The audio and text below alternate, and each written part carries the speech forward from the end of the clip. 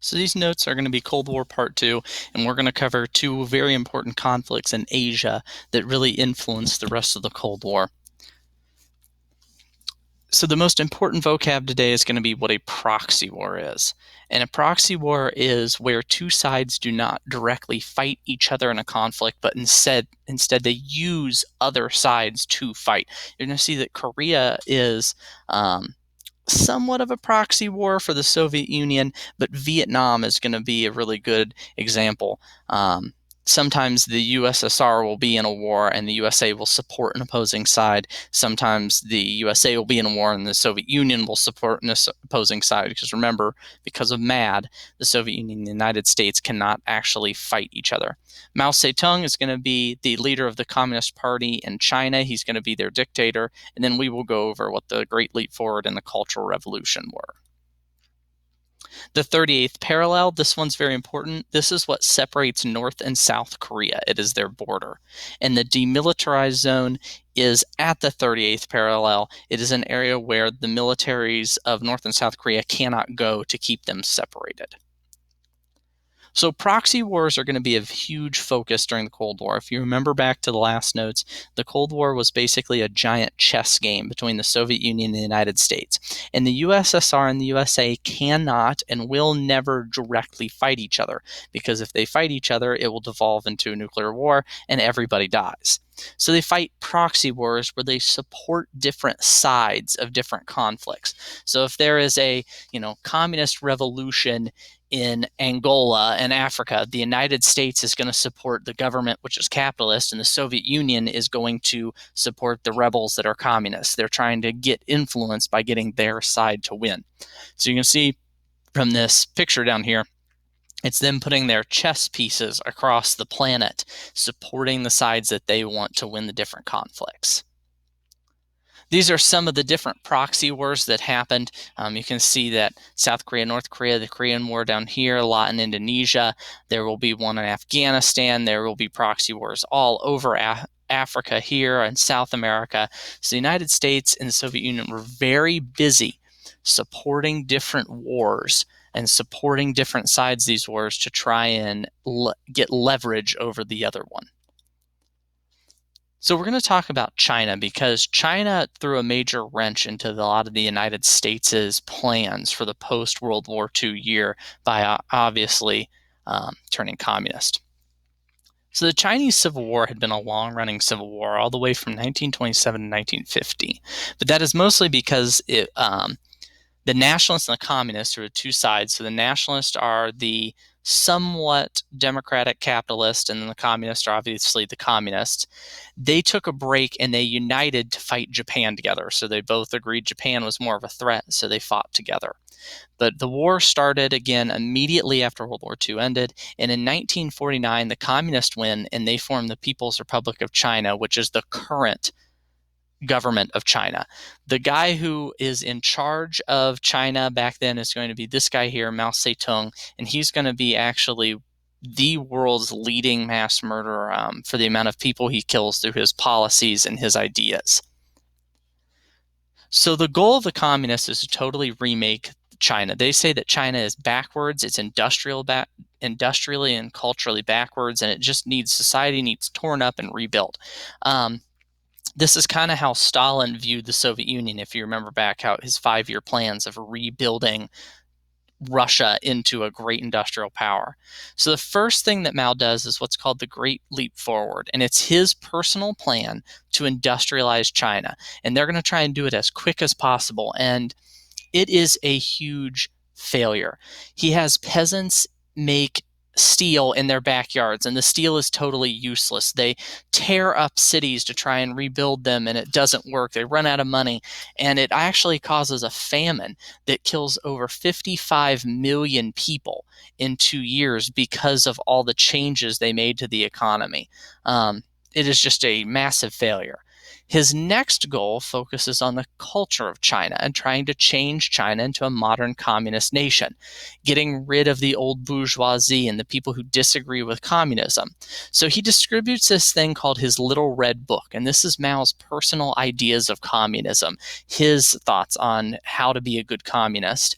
And the Red Guards, mostly like school kids and factory workers, read this book and they begin to go around attacking the skilled workers. So the people who understand how to create the machines, how to run the factories, because they consider them the bourgeoisie and the middle class who's the enemies of communism. And they attack and kill some of these people.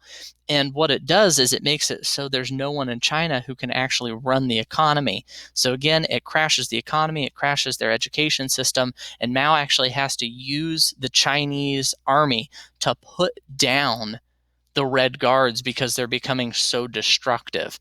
And his plans cause millions and millions and millions of deaths in China and probably actually set China back on its goals to industrialize.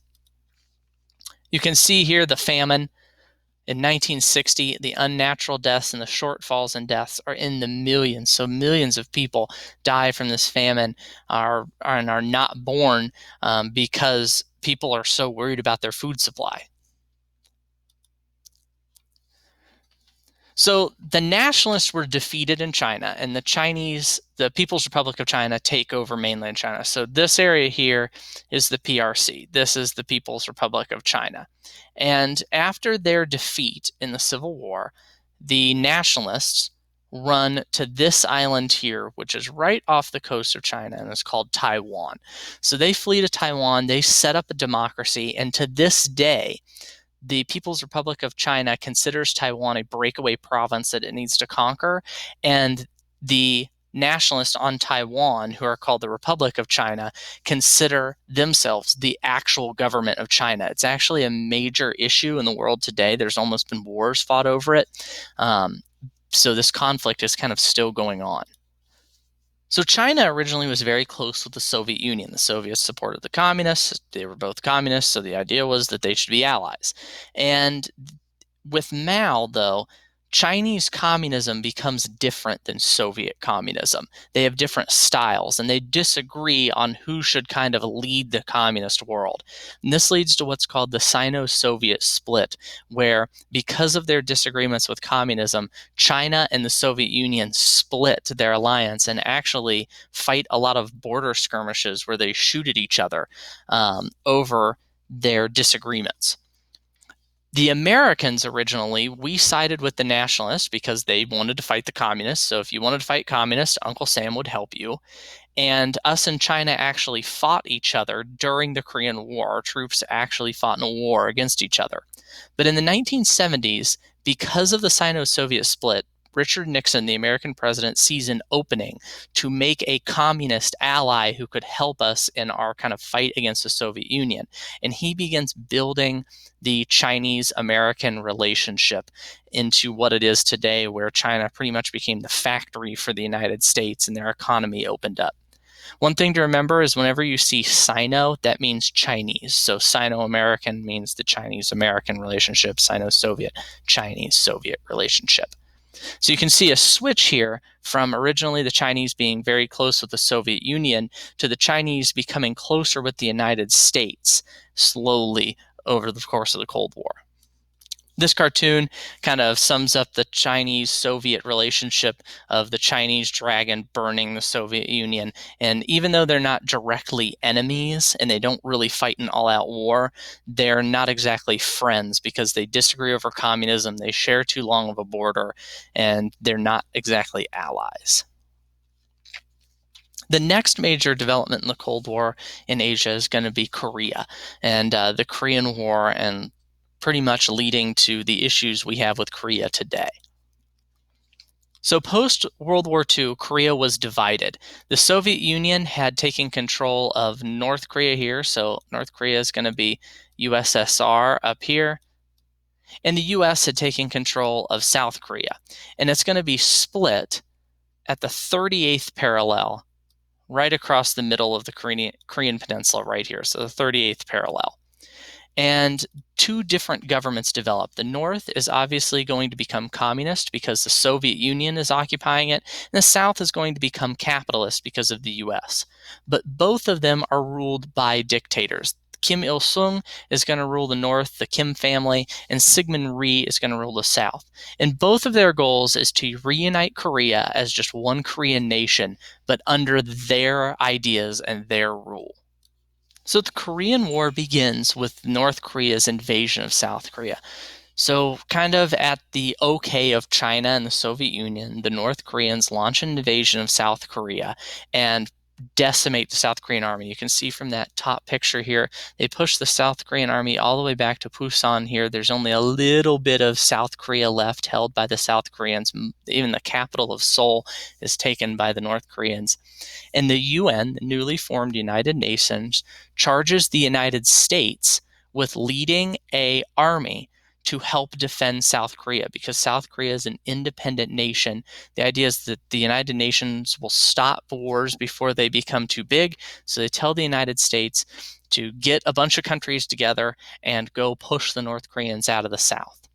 So the war kind of goes like this. I'm not going to go into the war that much, but initially North Korea takes most of South Korea. The UN forces then land at two different areas. So UN forces land roughly around here and down here, and they push the North Koreans back up into North Korea. So you can see at the bottom picture here, the North Koreans are pushed back all the way to their border on the Yalu River. But the issue is that is the border with China, and China does not want the UN and the United States on their border. So then the Chinese invade North Korea, help the North Koreans, push the UN all the way back to the 38th parallel right here, where the war becomes a stalemate again. So the war literally starts and ends in the same place. It becomes a stalemate where they're just sitting there. It's like World War I trench warfare, and neither army can move. This video here, I'll get the district to whitelist it so you can watch it. This kind of goes over the war a little bit more about during the Korean War. So the Korean War ends with an armistice, not a peace treaty. And an armistice just means they're stopping fighting. They never signed a peace treaty. So technically the war between North and South Korea is still on. They're just not fighting. What is decided is there will be a demilitarized zone. At the 38th parallel, they will make a demilitarized zone, pretty much, around the 38th parallel. There will be a demilitarized zone where neither side can have its military forces. The funny thing about the demilitarized zone is on each side of it is actually the most heavily militarized area in the world, but in between it, there's just nothing because neither side can put their troops there.